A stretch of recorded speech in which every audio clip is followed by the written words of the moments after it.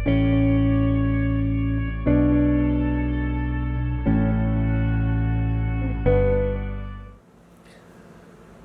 araw po sa inyo. Ito po si Father Jerome Marquez, SVD, na bumabati ng Happy Feast ng Sacred Heart of Jesus.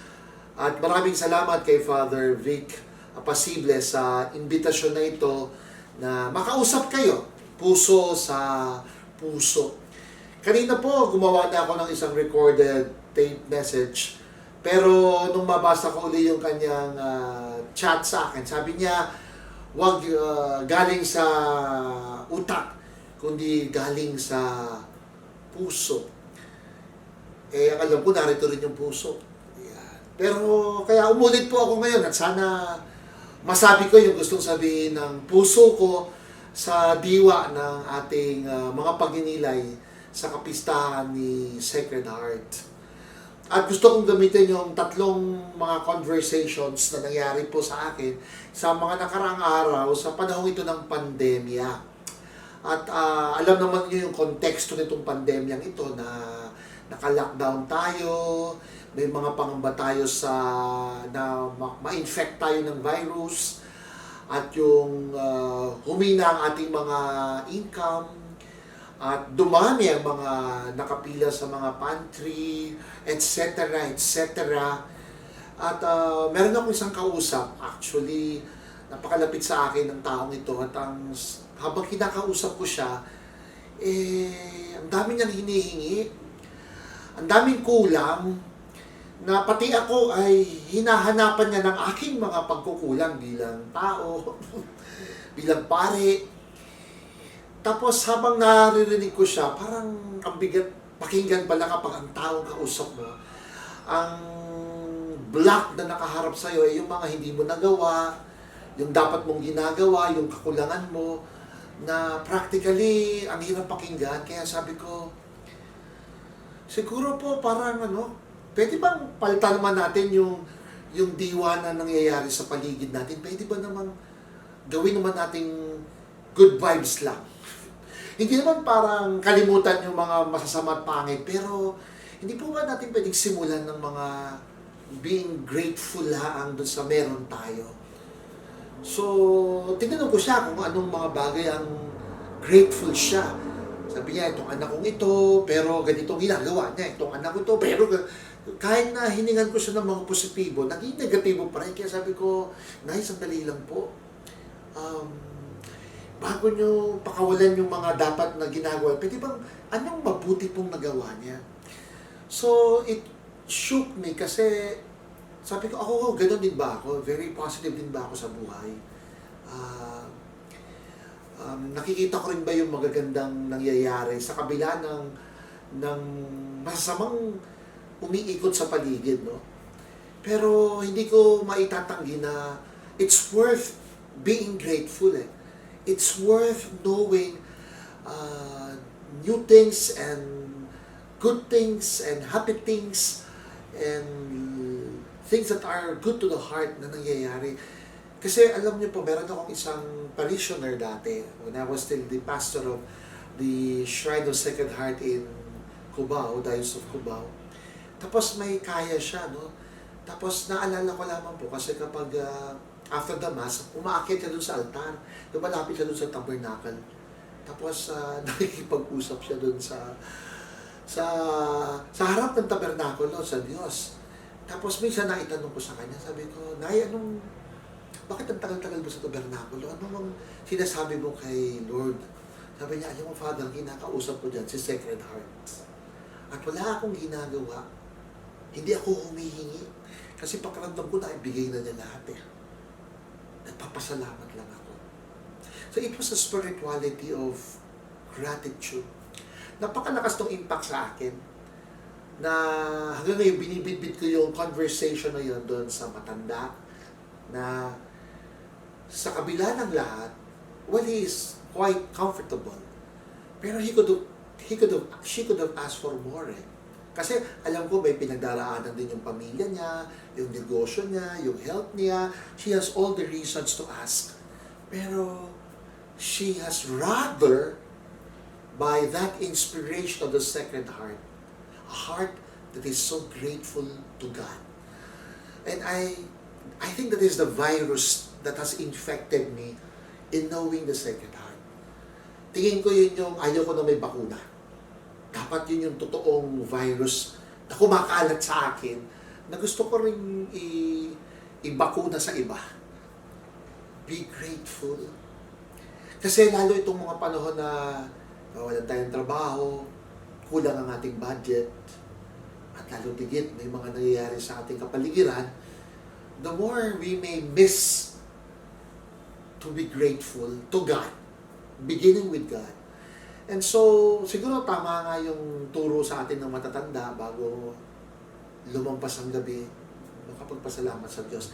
I have seen a lot of people in my life that may not have much time to pray. But whenever they pray, they always also say, "Thank you, Lord." At itong panahon ito, ang hirap mag-thank you. Kasi pag hinanap mo yung kulang at wala, baka hindi mo na masabi yung mga thank you. Pero this is the best time kasi lumulutang yung essentials sa buhay.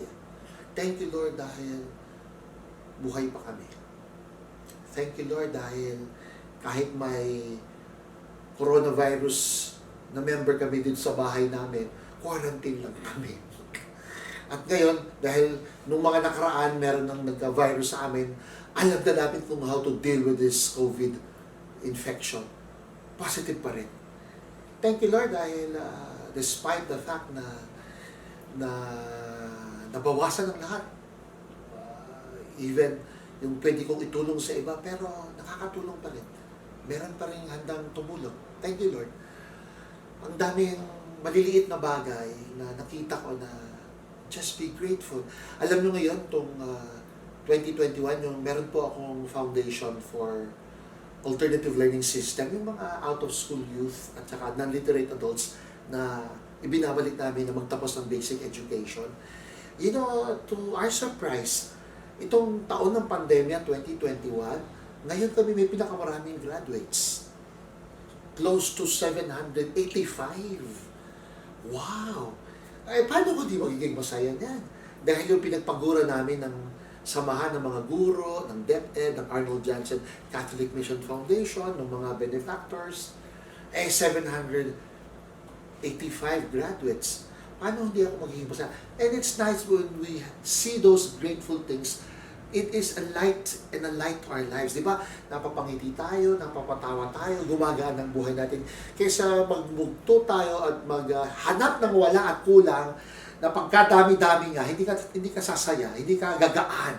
Ang bigat mong kasama, kaya ang pinakamabibigat na kasama, yung maraming hinihingi, yung maraming kino-complain, yung maraming hinahanap, there's so much dissatisfaction, not because they are not real, but they never valued ano yung meron ka na. And so I think by having that spirituality of the Sacred Heart, it is a spirituality of gratitude. Thank you, Sacred Heart. Tinuruan mo ako na maging mapagpasalamat.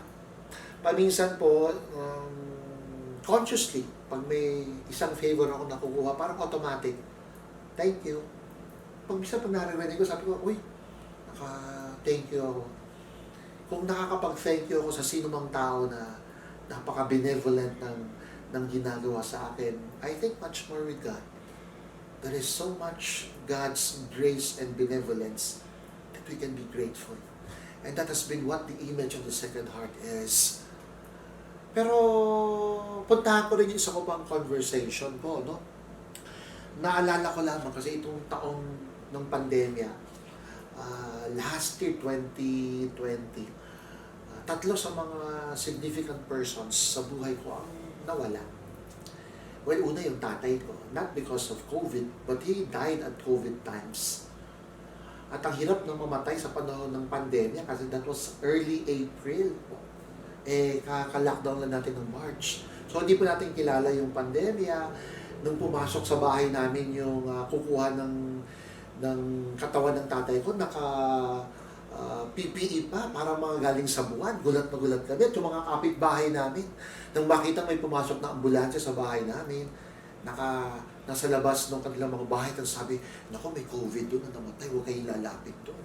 So, kinatakutan pa yung aming pamilya doon sa aming street dahil may namatay sa panahon ng pandemya.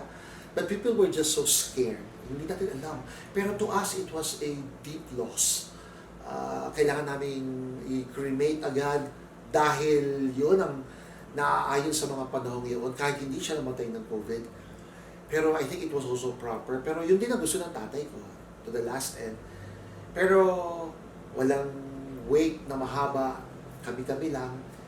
At bagamat marami nag-express na gusto pumunta sa bahay namin, we're thankful, pero hindi, at that time, parang hindi bagay sa protocol na kailangan. And so that loss was very personal.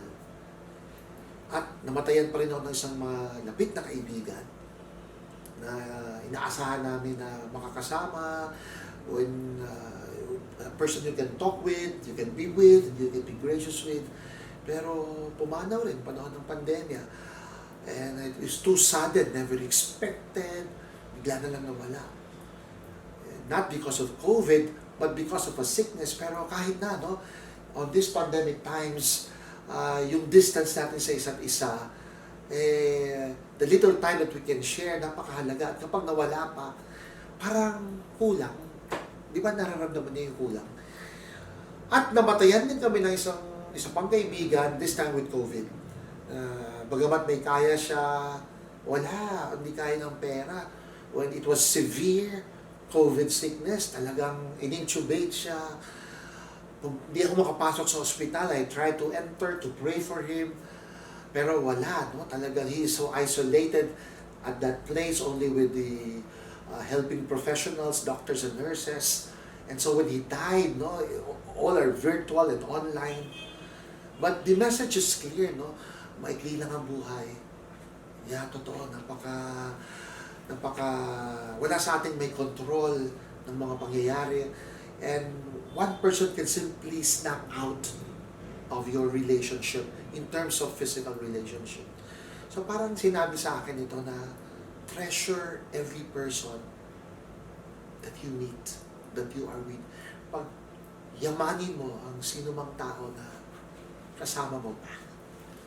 Siguro ito yung maganda sa mahal ng puso ni Jesus, no? Tinuturuan tayo na kung paano tayo pinagyaman ng Panginoon. Yung presensya natin bilang mga anak. And I think God is so happy that we were born. That you were born. And I think God is so happy that we can celebrate life as He also wants us to celebrate life. And I know if his friend Lazarus died and he wept, any loss of a human being is also something for the heart of Jesus to weep. And so I felt weeping. Iniyak ko rin ng mahaba yun sa tatay ko bago ako pumunta sa bahay, umiyak na ako para pagdating doon, hindi na kasing hina ng iba. Iniyak ko rin yun sa dalawa kong kaibigan na tapos na pala, wala na. Yung maalala ko, dati ginagawa pa namin ito, kumakain pa kami, napapwentuhan pa, kumakanta pa. Kasama ang tatay ko, naglalakbay pa kami, then we can talk about a lot of things, we can argue about a lot of things, and we can criticize a lot of things, but you're just persons being with one another. And then I realized, treasure the person I am with. Kaya ngayon, yung nanay ko, pinagyayaman ko, no? Kasi isa na lang. Mahirap din mag-alaga ng mga tumatandang nanay. No? Pero iniisip ko rin, kung uuwi ako ng bahay at wala siya, wala nang kahulugan yung tahanan namin. It is only meaningful dahil naandun yung tao na nakakaugnayan ko. Ganun din dito sa mga taong kasama natin. No? I work with several parishes and I move and transfer from one parish to one assignment as any missionary does. And I realized na, habang kasama ko sila, pagpapahalagahan ko sila. Habang sila ang kasama ko, ibigyan ko sila ng pansin. Kaya paminsan nakakainis yung ilang mga kabataan na habang kausap ka ay nagte-text sa harap mo, no? Yung alam mong they could not physically be one with you. Kaya ang style ko sa ibang kabataan, yung gusto mo sabihin, chinat-chat ko na lang. Abay sumasagot. At nagsishare ng mga intimate realities ng buhay nila. Yung level of communication nila, naka-text, naka-chat. Ibang level. But the fundamental item is, they feel, since you connect with them, that they are important in your life. And perhaps that is what the Sacred Heart has meant to me. He has made me feel important. God has made me feel precious and treasurable. And I think equally, yun din siguro yung gusto ng Diyos na gawin ko sa ministry ko. Kahit sinong tao, mapagpahalagahan, mabigyan ng importansya, mabuti man o makasalanan, may kaya man o wala, Katoliko man o ibang reliyon, Pinoy man o anong wika, parang isang bukas na puso na handang yumakap sa sino man at anuman, lalaki man o babae o anumang orientasyon, basta pagpahalagahan. Siguro ganito rin ang pag-iisip ko dahil meron din mga nagpahalaga sa buhay ko. Magulang ko, ang mga nauna kong guro sa paaralan, paano ako tinuruan ang ginabayan, I felt they made me feel important. Mga naging kaibigan at kamag-anak na nagparamdam na mahalaga ako sa kanila. And hindi ibig sabihin nun, hindi ako pinupulaan, hindi ako kinokorek. Because I am important. Alam ko yung mga tao nagpahalaga sa akin, they also corrected me. Kakausapin ako ng taimtim at tahimik, sasabihin ng Jerome, boundaries na yan, mali na yan. And paminsan nakakahiya, pero it's the way they also value me when they correct me. And I think giving a person a treasure, an importance, hindi lang yan basta tayo nagbabaw. I think it also means we correct them. Kasi meron din naman talagang rough edges tayo na kailangan baguhin at i-correct. So, naalala ko, meron akong ginabayan na isang kabataan, nabalitaan ko na test siya ng marijuana. And so I'm alarmed kasi I'm close to this person and I realized na yung kanyang curiosity ay hindi na curiosity kundi napupunta na sa fixation. And it may go beyond weeds, no? And so I have to, because that person is so precious to me and I don't want to lose that person, lose it to drugs in that sense, then I have to intervene, really to confront at ayusin. And lo and behold, hindi ganun kadali, pero you waste time, you waste concern, you waste a moment. Di ba ganun pag mahal natin? We spend a time, we spend a moment para lumabas yung hinang ng tao. And it took a time, pero siguro it's worth it. Not siguro, truly, it's worth saving your time for other people. Ngayon, nasa pangangalaga po ako ng mga kaparian naming SVD dito sa aming Central Province. And much of my concern now ay ang mga brothers at SVD priests. No? I go and visit them, Mindoro, Palawan, iba't ibang dioceses, no? And to sit down with your pastors, with your priests na SVDs, no? To listen to them, one by one, no? Miracle of miracles, no? Ang daming karanasan ng pare, ang daming grateful things, ang daming ideas. Pero bottom line is, naghahanap din pala ang mga pastor ng mamamastol, ng makikinig sa amin. And perhaps that is my role as a provincial superior, to listen to them. At times to correct them. At sabihin niya, bigyan mo ako ng konting pahinga para super action na ako. Nakakalimutan ko na yung focus ko. And as a provincial, I have to say, yeah, take the time. Take a moment of leave from work, but stay with the community. Kasi ito yung cradle mo eh. I realized the magic of treasuring persons. Because I think at the end of the line, the Sacred Heart gives us much love and importance. And so we can also be, as followers of the Sacred Heart, do the same to the others. And that is already being missionary. That's already a following of Christ in the heart and wounds and joys of people.